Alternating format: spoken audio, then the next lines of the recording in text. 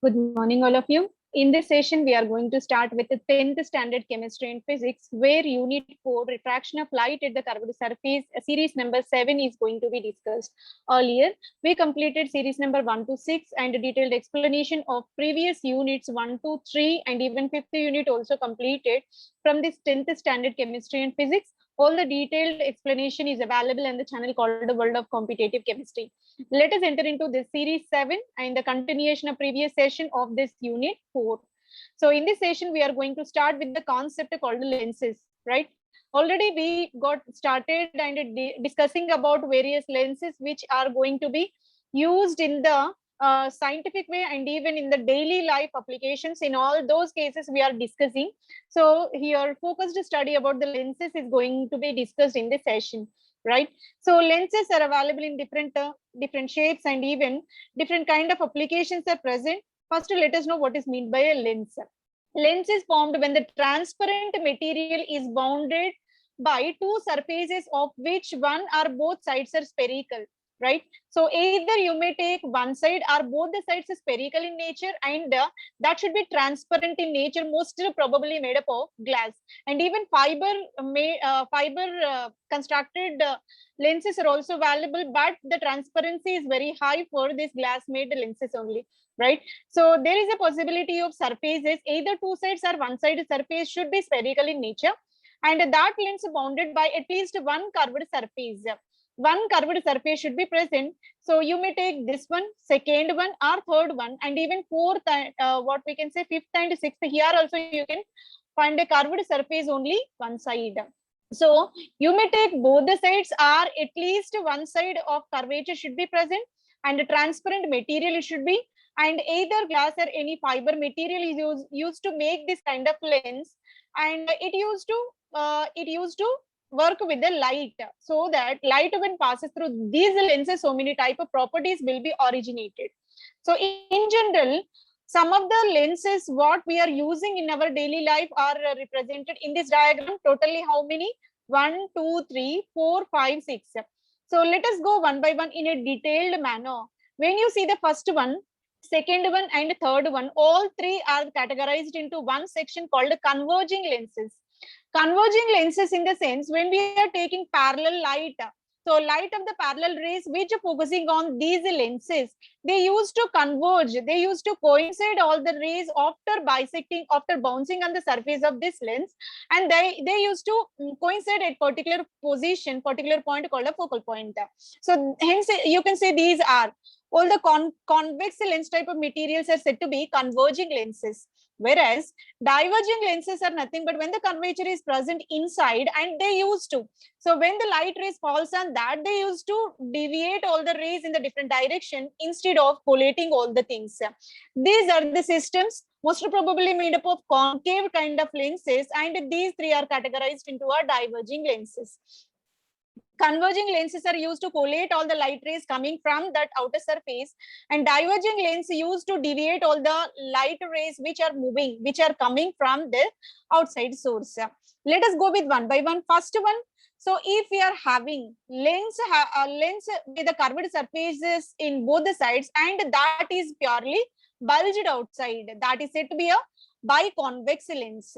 The first one is said to be a biconvex lens where bulged outside region is present in both the ends. And the second one side is a plane surface and another side bulged outside will be there. So you can say this is a plane, so plano, and this side bulged outside called a convex, right? So hence you can say 6B as a plano convex. So when you go with third one, where curvature is there inside, when curvature or parabola present inside, that is said to be a concave lens, and outside bulging is there, that is said to be a convex lens. It is a combination of concave or convex. One side working like a concave lens, in either side bulged outside working like a convex. Hence it is the combination of concave or convex lens. It is the combination lens, right? Let us move on to another. So that is diverging lens. Here you can find biconcave lens. If you observe both the sides, you have the curvature, and in both the sides curvature is there towards the center. So this is said to be a biconcave lens. And one more will be there, one plane is there and another curvature is there inside. This is said to be again plano-concave. This is called a plano-concave.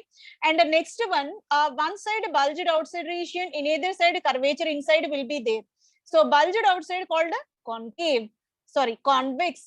And here curvature inside is said to be a concave. Hence you can say this is a combination of convexo concave. It is called a convexo and interior is called a concave.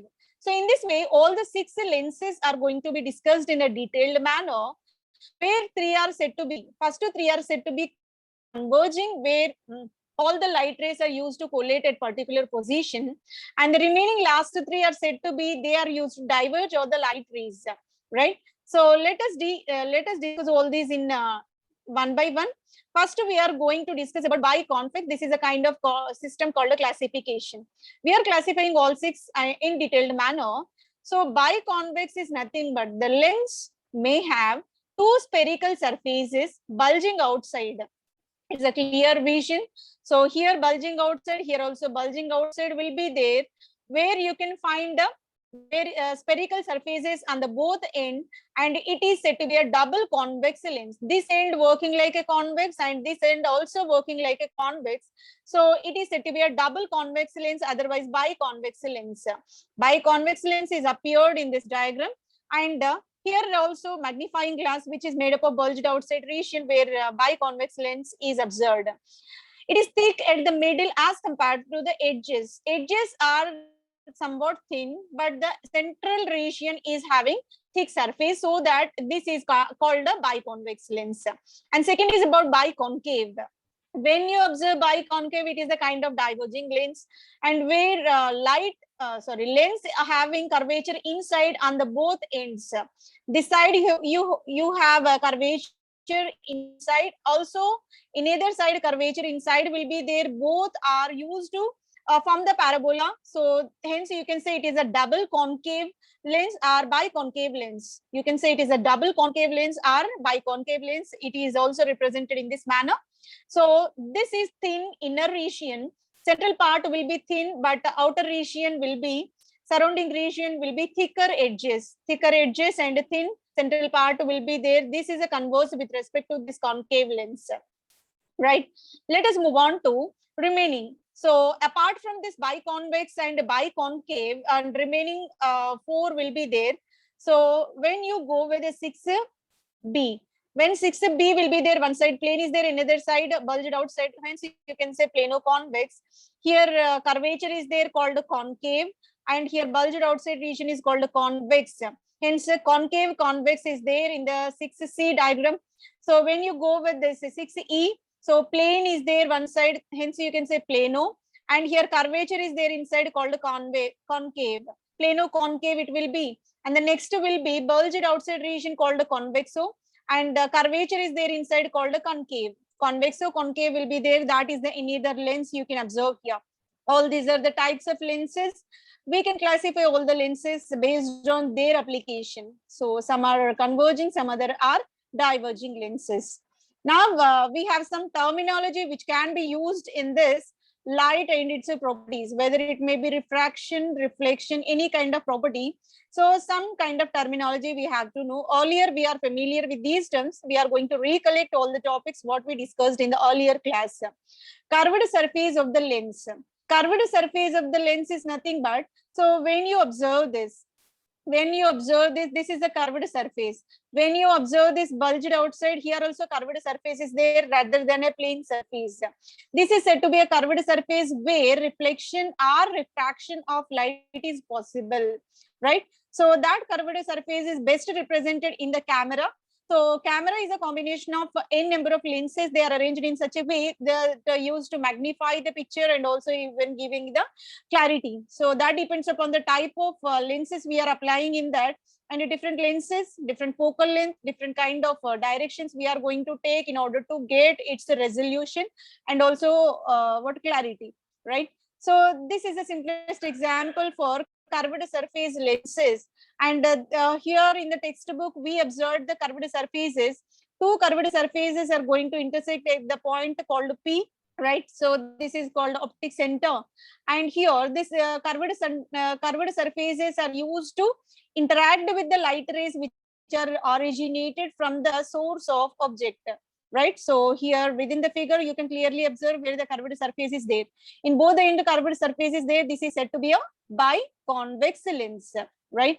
Let us move on to another parameter which can be measured in these lenses called center of curvature. What term we are going to discuss? Center of curvature. What is meant by center of curvature? Center of curvature is nothing but when you consider this curvature as a one sphere. So here we have one curvature and a second curvature is there on another side. Let us consider, let us extend this curvature into another part also, it will become a sphere, a circle. So when you consider a circle, the radius from outer surface to inner center, that is said to be a center of curvature. The center of curvature of the lens is defined as the center of the sphere or sphere surface from which the lens has been cut.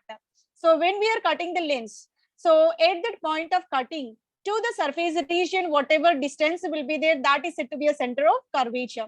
Thus, each surface of the lens is a part of sphere. Each surface of the lens is a part of sphere, so that from the cutting edge to the outer surface, the distance is said to be a center of curvature. So in other words, you can define a center of a sphere which contains the part of curved surface is called a center of curvature. So from the sphere, if you considering a sphere, in that from the center to the outer surface, if you are going to draw the imaginary line, that distance is said to be a center of curvature. So in case of this one, if you are taking biconvex lens, what happens? One of the curvature is used to form one sphere, another curvature is used to form another sphere, so that you can find C1 and C2. That means center of curvature of one sphere and the second respectively, right? So here it is clearly explained in these two diagrams, biconvex as well as biconcave lens. So if you go with biconvex lens, from this convex lens here, you can find the outer surface and here optical center will be there in the inner region. From its surface, the distance towards the center, from its surface to distance towards the center is denoted with C1 because it is one of the surface. If you go with another surface, you can move on to another center that is said to be a C2. So in this manner, for the biconvex lens, you can find C1 and C2 both the center of curvatures, being it is made up of two different surfaces, curved surfaces. And let us move on to another biconcave lens. Biconcave lens having interior curvature called parabola.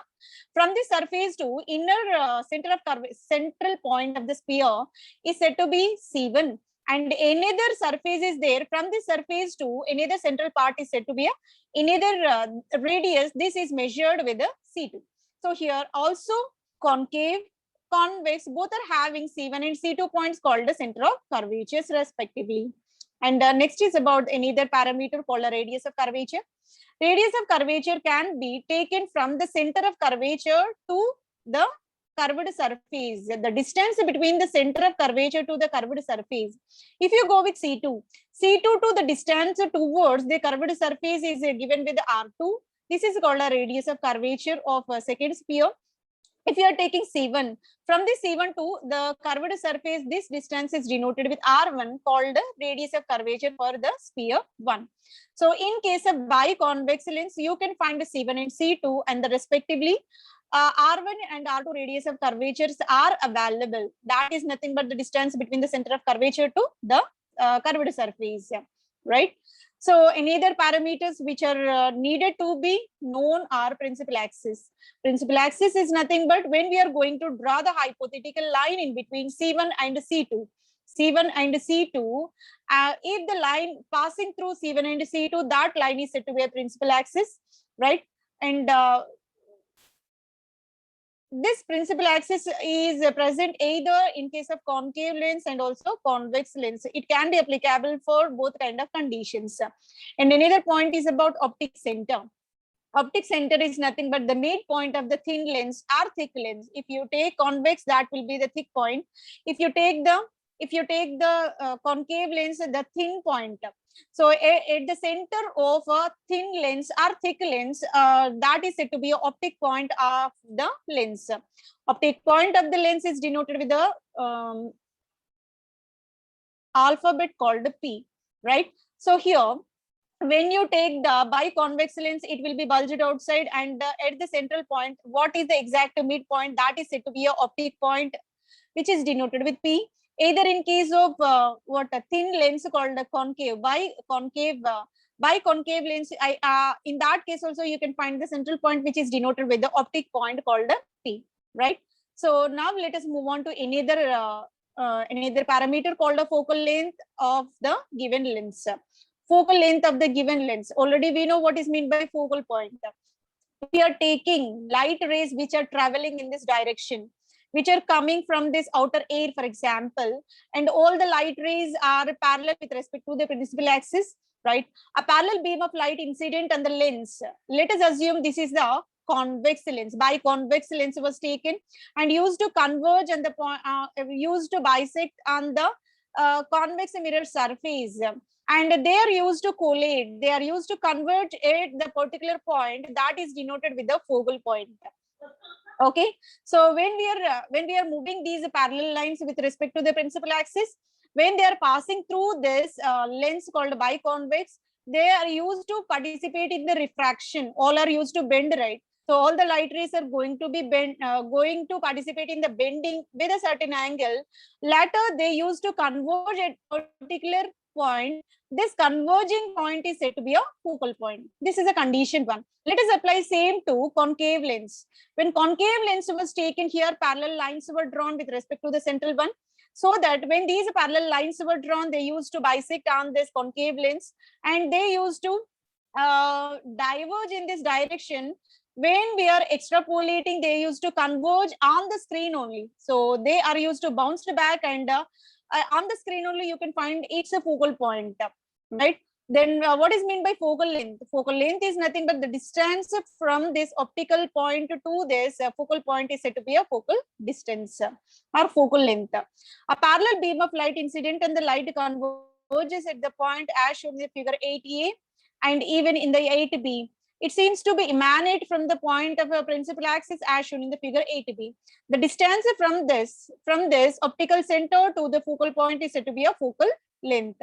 So focal length is observed beyond the mirror in case of biconvex. So inside the mirror, that is in case of concave mirror, right? So this is about the focal length of the lens, and it can be extended in this manner. So the point converges of the point from which rays seems to be emanated called a focal point or focus F. Just to be defined, this focal point or focus, and every lens has two focal points. So when we are taking both the sides bulged outside, so two focal points will be there, focal point 1 and even focal point 2. The distance between the focal point and optic center, just now we discussed that from the center of this lens, you can draw the optic point. From this optic center, if you are going to measure the distance for F1 or F2, that is said to be a focal length. That is denoted with F, right? So here, that is either convex lens or concave lens. You can find two focal points, F1 and F2. So that focal points can be measured with respect to the optic center, so that the distance is said to be a focal length, right? Now we are going to draw the ray diagram for convex as well as concave lens, right? So these are said to be a ray diagrams. So ray diagrams are nothing but rays originated from the source are used to pass through the convex as well as concave lens, and what kind of refraction patterns are used to be seen. So they are used to measure in these diagrams. So ray diagram for convex and concave lens are going to be discussed. For drawing the ray diagram related to lenses, we represent convex lens with a double-headed arrow, and a concave lens is indicated with this kind of symbol, right? So every time it is difficult to draw this bulged outside and curved inside regions. Instead of bulged outside, you can indicate a double-headed arrow. Instead of curved inside, you can indicate a single line with this curvature here. So in this way, you can mention convex and concave lenses, right? What we are going to do, we are going to draw the parallel lines with respect to the source, and they are moving parallel with respect to the principal axis and used to heat on the surface of this convex lens, so that they participate in the refraction process and converge at the point called the focal point, right? So, and from the sphere center to the outside region, it is said to be a center of curvature. So this biconvex lens having C1 and C2 center of curvature points, and even same can be employed to this concave lens also. Parallel lines are used to hit on the surface of biconcave lens, and they used to converge back, and they used to converge at the point called focal point 1. Now, focal point 1 convergence will be there, right? So these are the ray diagrams with respect to concave and convex lenses. How does lens form the image? What is the reason to form the image? So wherever the convergence of light is possible, there you can obtain the image. So in case of biconvex lens, so the convergence is possible at the point called F1. That will be the beyond the lens, beyond the biconvex lens. That's the reason why here the image will be formed in a virtual form. And in contrary, when you observe with the concave lens, when concave lens was taken, these parallel lines used to bisect at the point, and they used to form the image on the screen. The image formed on the screen. In case of convex lens, on the mirror image formed. In the concave lens, on the screen image is formed, so that it will be real image. And at the point focal point F1, you are able to get its image. So where the convergence of light will be there, there only you can find its image. That will be the reason for the lens able to form an image, right? Then we are going to discuss about new concept in this chapter. Behavior of certain light rays when they are incident on the lens. Why different light rays having different kind of properties when they are used to incident on the lenses? So in order to understand that, we have certain situations, certain guidelines were given in different situations, their properties will be variated. All these situations, around 6 situations, are going to be discussed in this session, right? So in order to discuss about these situations, we have to note one point here. The points C1 and C2 are considered as a center of curvature. So in case of these conditions, we are considering C1 and C2 as a 2F. 2F is nothing but what a focal point. So that is multiplied with the 2. So from optic center, right? So we are going to discuss about the situation 1. From the situation 1, ray passing along the principal axis. We are originating the light ray which is started from the principal axis. So the axis which used to connect the C1 and C2 points are called the principal axis. So if the light originated from the principal axis, any ray passing along the principal axis, it will be undeviated. There is no certain angle, there is no certain bending of light. Always it is moving in the right path. So that will not be deviated. This is in case of biconvex. If you are mentioning double-headed arrow, you can say it is the biconvex lens. And the same can be applied even you are taking biconcave lens also, where light originated from the source are used to pass through the center of curvature and the principal axis, and it used to cross this what we can say biconcave lens, and again here also you cannot find any kind of deviation, any bend will not be observed. So in both the cases, either concave or convex lens, so if it is passing through the principal axis, there is no deviation is observed. That is called a situation 1. Let us move on to situation 2. In case of situation 2, this is the point called optic center. This is the point called optic center. Optic center will be there for biconvex as well as biconcave lens. If we are striking the light source, so light which is coming from the source is used to pass through the optic center. So with a certain angle, it used to cross this optic center in this direction. In this case also, a deviation may not be observed. Undeviated light ray is moving here. Same can be employed for this second condition. What you can say? The second condition is biconcave lens. The light originated from the source, if it is crossing from the biconcave lens optical center, again you cannot find any deviation. Hence you can say in both the cases undeviated light ray is originated. Now let us move on to condition 3. In the condition 3, rays are traveling parallel with respect to principal axis.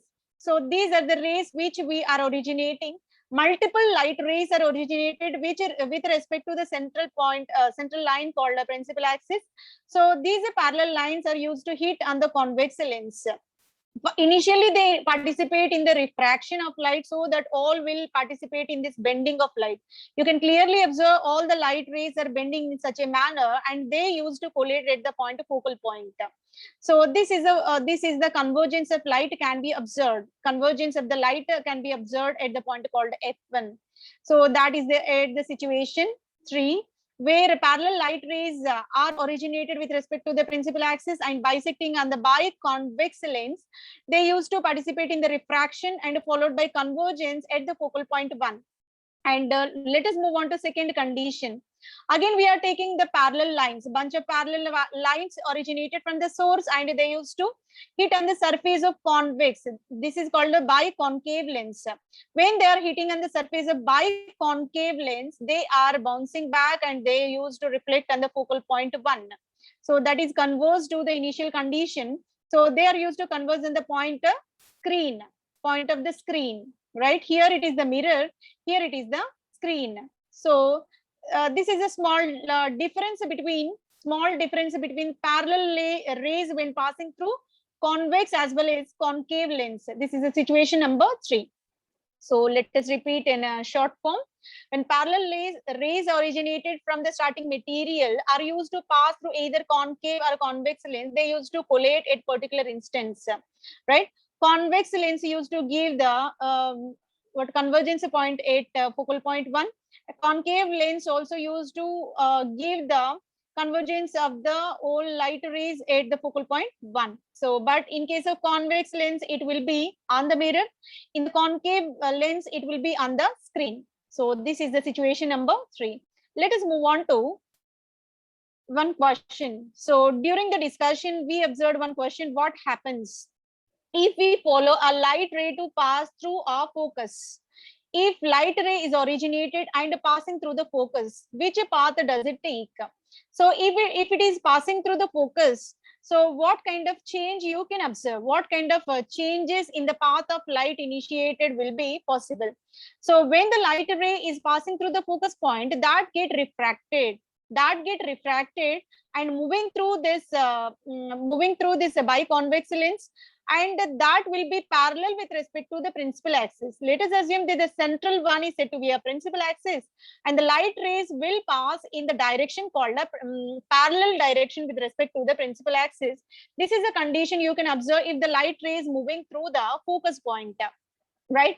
So when they are moving to the focus point, they get refracted, and refracted light rays are passing in the parallel with respect to the principal axis, right? So let us move on to condition number 4. In the condition number 4, what we are going to do, ray passing through the focus. Just now we discussed what happens, that can be elaborated here. How it will be?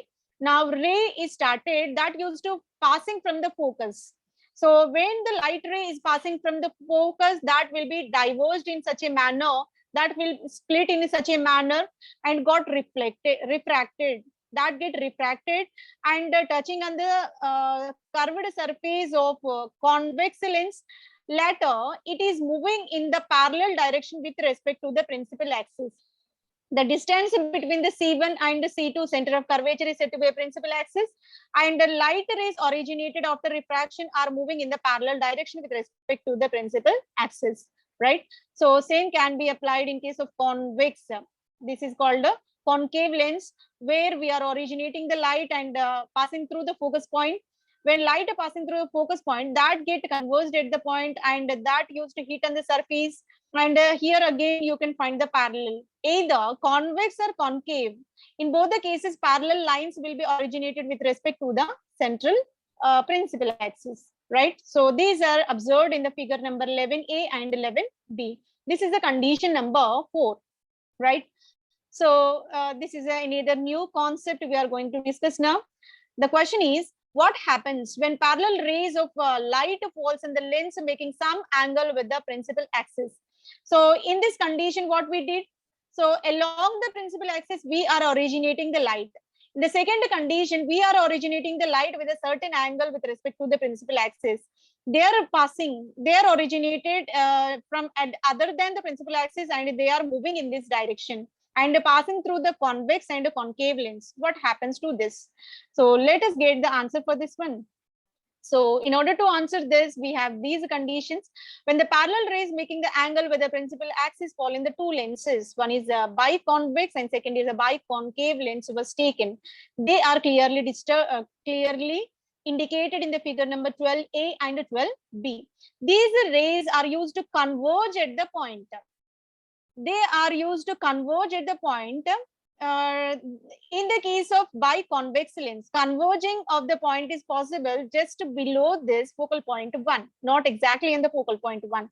So because we are starting in a certain angle, in the same manner, the light rays are used to converge just below this focal point 1 in case of biconvex. If you move on to biconcave lens, again here light rays are passing in the certain angle with respect to the principal axis, they used to diverge. Here you can clearly observe that all the light rays coming out from the lens are used to separated with each other. This is called a divergence of the light rays which are coming from this. So here they are laying near to the focal point only. The focal point is the plane perpendicular to the principal axis at the focus. Okay, so this is the condition. So if we are taking certain angle, so convergence is possible in case of biconvex, divergence is possible in case of biconcave lens. So by this, the session series number 7 was completed. I think this kind of explanation will help you for your preparation. Thank you very much for your patience listening. Thank you one and all.